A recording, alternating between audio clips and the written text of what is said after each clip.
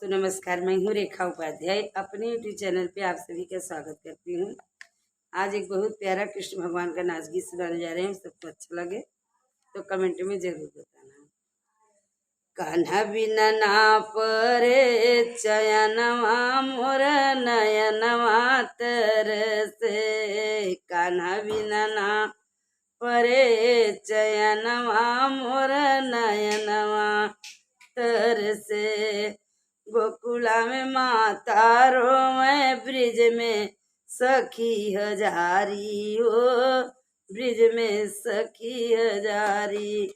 अब तो कान्हा होई गईल मनवा मोर नयनवा तरसे। अब तो कान्हा होई गईल दुश्मनवा मोर नयनवा तरसे। कान्हा बिना ना परे चयनवा मोर नयन तरसे। कान्हा बिना ना परे चयनवा मोर नयनवा तरसे।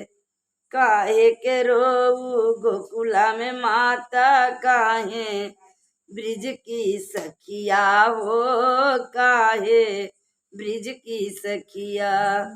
काहे रोयू गोकुला में माता, काहे ब्रिज में सखिया हो, काहे ब्रिज में सखिया। एक दिन आऊबई तोहर समानवा मोर नयनवा तरसे। एक दिन आऊबई तोहर समानवा मोर नयनवा तरसे। कान्हा बिना ना परे चयनवा मोर नयनवा तरसे। कान्हा बिना ना परे चयनवा मोर नयनवा तरसे। तुहके बदे माता जे रोवई खेलन सखी हजारी हो, खेलन सखी हजारी। माता के नामी लई चयनवा मोर नयनवा तरसे। माता के नामी लई चयनवा मोर नयनवा तरसे।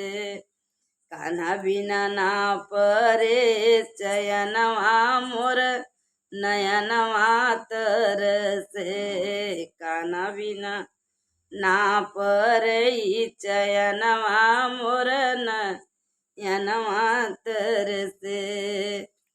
जिन रोऊ मोरी माता प्यारी, जिन रोऊ सखी हजारी। हम तो खड़ा तोहरे समनवा मोर नयनवा तरसे। हम तो खड़ा तोरे समनवा, काहे नयनवा तरसे।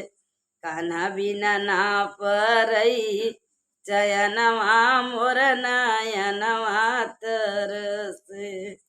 कान्हा बिना ना परई चयनवा मोर नयनवा तरसे।